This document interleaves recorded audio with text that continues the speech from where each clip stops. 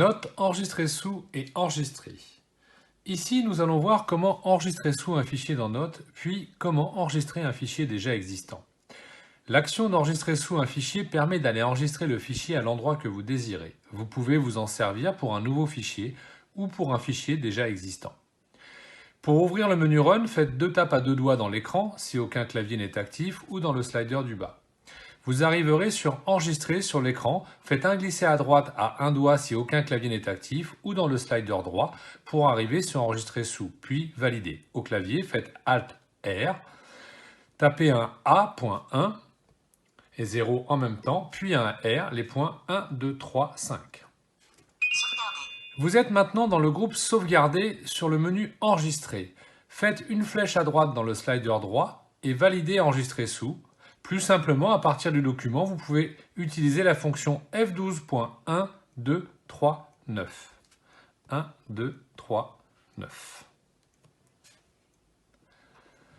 S'il s'agit d'un nouveau document, enregistrer et enregistrer sous sont identiques, ils auront la même action. Il faut se déplacer sur enregistrer sous en déplaçant le focus avec un glissé vers la droite sur l'écran si aucun clavier n'est actif, ou dans le slider droit, ou en braille, vous pouvez faire 2 tapes au-dessus, enregistrer sous.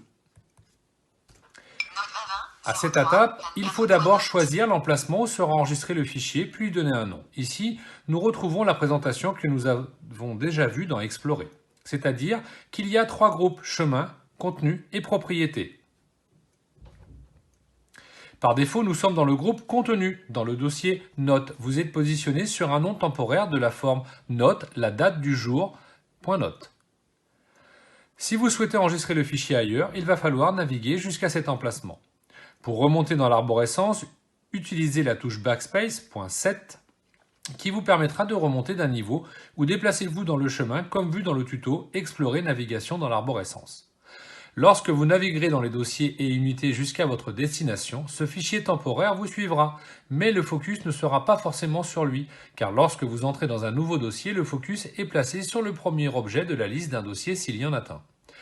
Pour retourner sur le fichier temporaire, il faut se déplacer jusqu'au fichier le plus rapide et de taper un n.1345 pour arriver sur le premier objet dont le nom débute par n, puis de ressaisir un n jusqu'à arriver sur le fichier temporaire, puis de valider. Si vous souhaitez utiliser un nom présent dans la liste, placez-vous dessus et validez-le. Après l'avoir validé, vous êtes positionné sur le nom de fichier qui est sélectionné avec les points 7 et 8.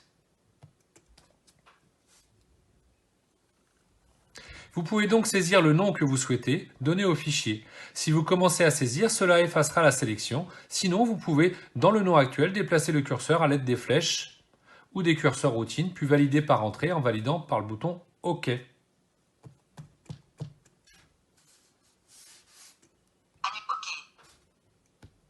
Opération en cours.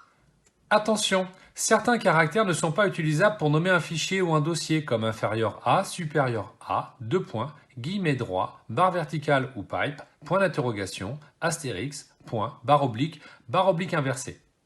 Après avoir validé le nom du fichier, vous retournez dans le fichier.